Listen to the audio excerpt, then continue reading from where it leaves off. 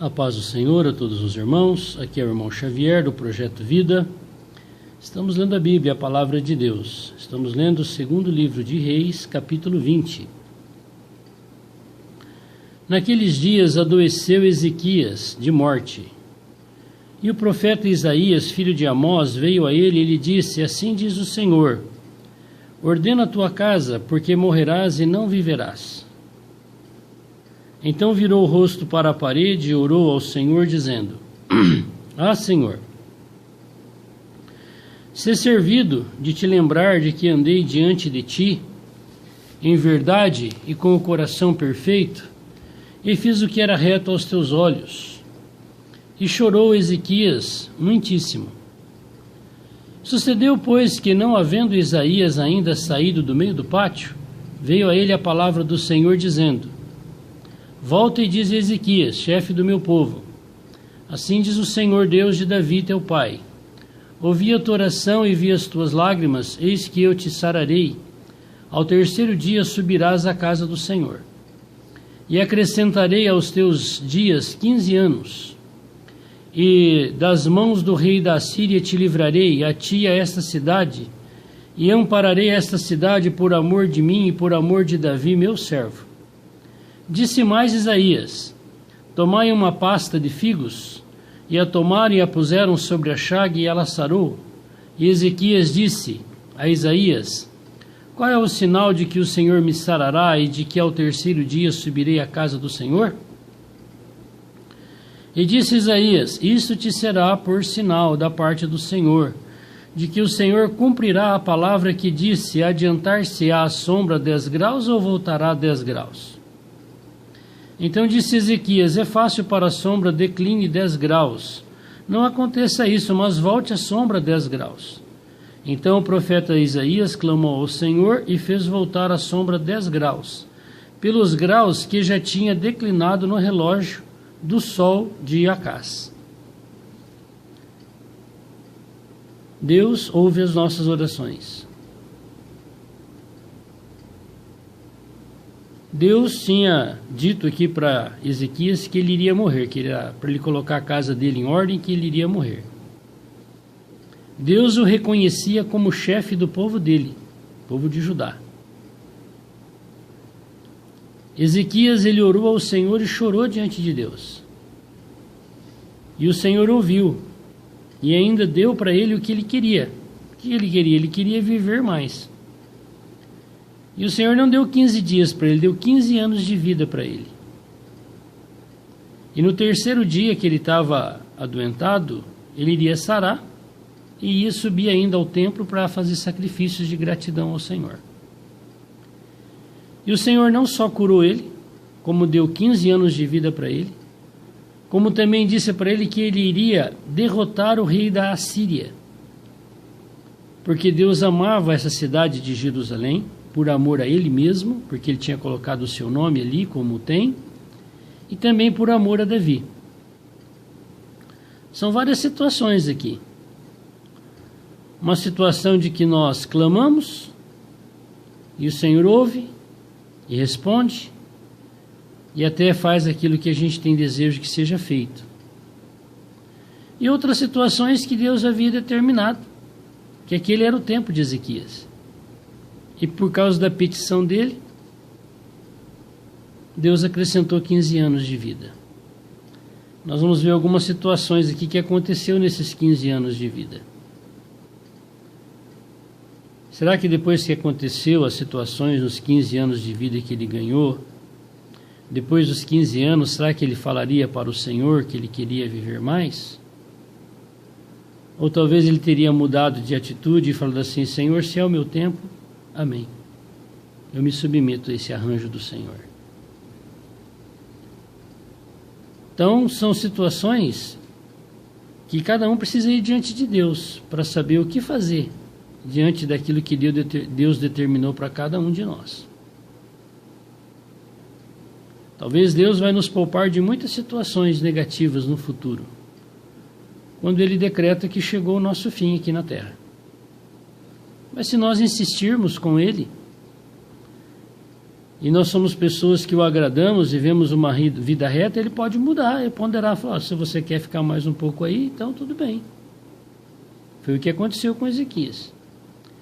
Mas nós precisamos avaliar o que aconteceu nos 15 anos de vida de Ezequias, depois que ele orou para o Senhor, que ele chorou aqui e Deus deu mais 15 anos para ele. Então são várias situações que nós podemos correr o risco de falar para o Senhor que a gente quer viver mais e correr o risco daquilo que vai acontecer lá na frente, que Deus já sabe, porque Ele é onisciente, ou nós dizermos amém àquilo que Ele arranjou para nós. Então nós precisamos estar maduros diante do Senhor. Veja que o que Ezequias pediu para o Senhor Deus foi que ele queria viver. E o próprio Senhor diz na palavra que se alguém pede peixe, ele não dá cobra, ele dá peixe. Foi isso que ele fez com Ezequias. E ainda o Ezequias pediu um sinal de Deus para saber como é que, se Deus iria cumprir essa palavra. E o profeta falou, você quer que o relógio adiante 10 minutos ou volte 10 minutos? E o relógio era feito na sombra, usando o sol como relógio. E ele pediu que voltasse, ele viu a sombra voltar 10 graus, 10 minutos. Tem várias situações assim na Bíblia. Gideão também, quando foi chamado pelo Senhor, que o Senhor falou para ele que ele iria livrar o povo de Israel, já tinha acabado essa situação aqui, era lá na época não era nessa situação, era antes dos juízes, era antes dos reis, na época dos juízes. Gideão falou para o Senhor, falou, Senhor, essa noite, se o novelo de lã ficar seco e tudo em volta molhado de orvalho, eu sei que o Senhor está me chamando. Na outra noite ele inverteu, se o novelo ficar molhado de orvalho e em volta tudo seco, eu sei que o Senhor estará comigo.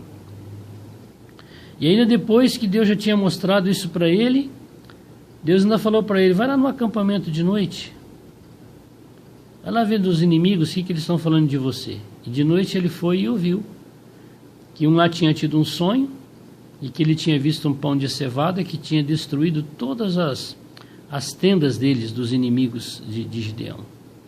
E ele ainda falou assim, não será isso Gideão? E aí então ele livrou o povo de Israel com 300 homens, usando uma corneta, uma trombeta, usando um vaso de barro e uma tocha de fogo. E Deus entregou nas mãos dele. Então veja que Deus sabe das nossas fraquezas e pequenez e falta de fé e de crescimento, que o Senhor ainda permite nós fazermos prova dele. Lá em Malaquias também o Senhor diz, trazei todos os dízimos à casa do tesouro e fazei prova de mim. Então Ezequias estava fazendo prova dele, assim como Gideão. E o Senhor não se irritou com isso. O Senhor falou, isso, eu vou falar para você que sou eu mesmo, pode ficar tranquilo. Você não vai ficar confundido. Então hoje Deus, Ele quer nos levar por esse caminho que Ele não vai nos deixar confundido. Ele não deixou Ezequias confundido nem com respeito à sua própria vida, que tinha chegado o momento que Deus iria recolhê-lo. E nem deixou ele confundido que Deus deu mais 15 anos de vida para ele. Ainda falou, 15 anos. Então aqueles que seguem o Senhor não serão confundidos. E se nós fizermos a vontade do Senhor, obedecermos Ele, formos fiéis a Ele, com certeza absoluta nós não seremos confundidos. E o Senhor ainda diz na sua palavra assim, Ele não faz nada sem antes avisar os seus servos. Então veja que na vida de Ezequias, Ele avisou. Antes, no meio, depois, Gideão Ele avisou. E com certeza Deus está falando comigo e com você. Ele está nos avisando. Qual que é a situação atual, qual que é a realidade, o que está para acontecer, Ele está falando para nós. Eu não sei quantos anos ainda nós temos para começar os últimos 7 anos. Mas uma coisa eu sei, os últimos 7 anos do livro de Daniel vai se cumprir.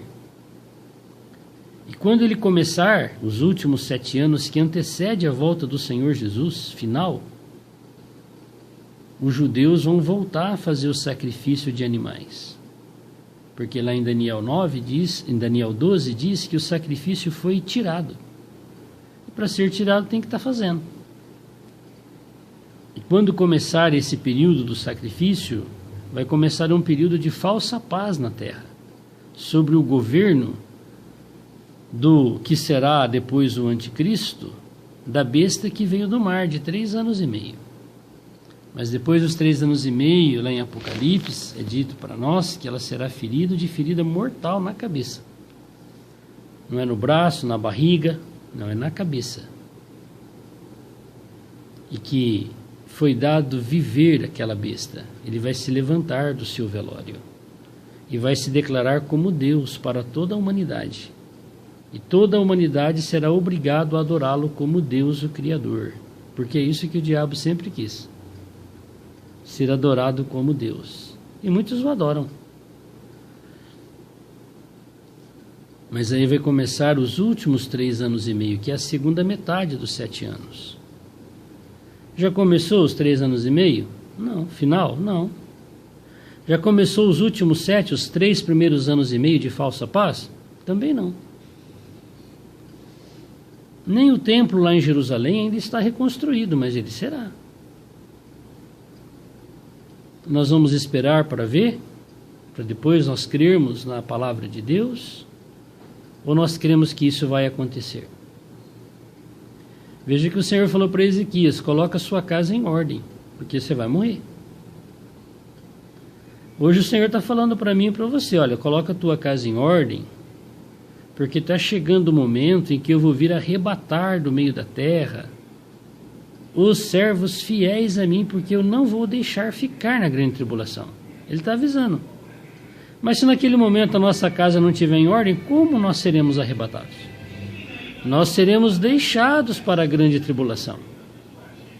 Então o Senhor, assim como Ezequias, Ele está falando por meio da palavra que está chegando esse momento. E nós ainda não estamos vivendo aquele momento de Mateus que fala nação contra nação, reino contra reino, um caos em toda a terra. Mas vai chegar. É isso que vai ser a preparação do caminho do governador mundial que veio do mar. Qual mar? O mar Mediterrâneo, que banha o país de Israel. João estava lá na ilha de Patmos, lá no mar Mediterrâneo, que banha o país de Israel.